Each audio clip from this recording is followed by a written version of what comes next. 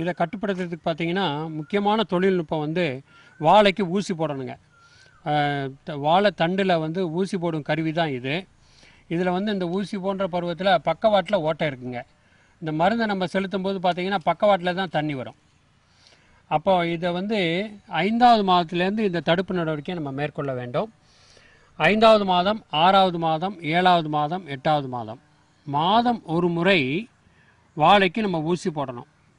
வாழைக்கு ஊசி போடுறதுனா எந்த மருந்தை பயன்படுத்தணும் அப்படின்னு பார்த்தீங்கன்னா மோனோக்ரோட்டோபாஸுங்கிற மருந்தை தண்ணியோடு கலக்கணும்.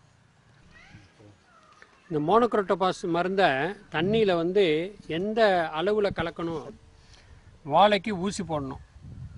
வாழைக்கு ஊசி மூலியமாக மருந்து செலுத்துறோம்னா குறிப்பாக மோனோக்ரோட்டோபாஸுங்கிற மருந்தை வந்து தண்ணியில் கலந்து வாழைக்கு நம்ம ஊசி போடணும்.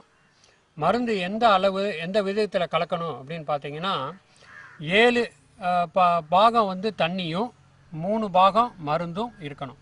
அதாவது 10 மில்லி நம்ம மருந்து கலவை எடுக்கணும்னா அதில் 7 மில்லி தண்ணி இருக்கணும், 3 மில்லி மருந்து இருக்கணும். இதுதான் கலவையின் அளவு. இப்படி கலக்கப்பட்ட கலவையை மரத்தில் 5வது மாதத்துலேருந்து நம்ம வந்து போடணும்.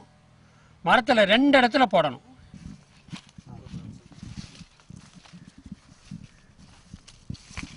இது பார்த்திங்கன்னா மரத்தில் தரையிலேருந்து 2 அடி உயரத்தில் கீழ் நோக்கி இந்த ஊசி வந்து கீழ் நோக்கி இருக்கணும். முதலாவதாக செலுத்திட்டு கொஞ்சம் எடுத்துட்டு திருப்பியும் வந்து அதை செலுத்தி இப்படி அமுக்கி விடணும்.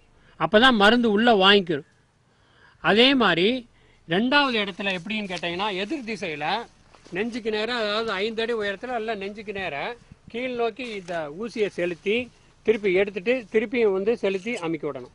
அப்படி அமுக்கணும்னா ஒவ்வொரு முறையும் அனுப்பும்போது 2 மில்லி மருந்தை வந்து நம்ம மருந்து கலவையை உள்ளே செலுத்துகிறோம். மொத்தமாக ஒரு மரத்துக்கு 4 மில்லி மருந்தும் அதை வந்து 2 இடத்துல 2 அடி தரையிலேருந்து 2 அடிங்கிற உயரத்தில் 2 மில்லியும் 5 அடிங்கிற உயரத்தில் எதிர் திசையில் 2 மில்லியும் சேர்த்து மொத்தம் 4 மில்லி நம்ம அந்த மரத்துக்கு செலுத்துகிறோம்.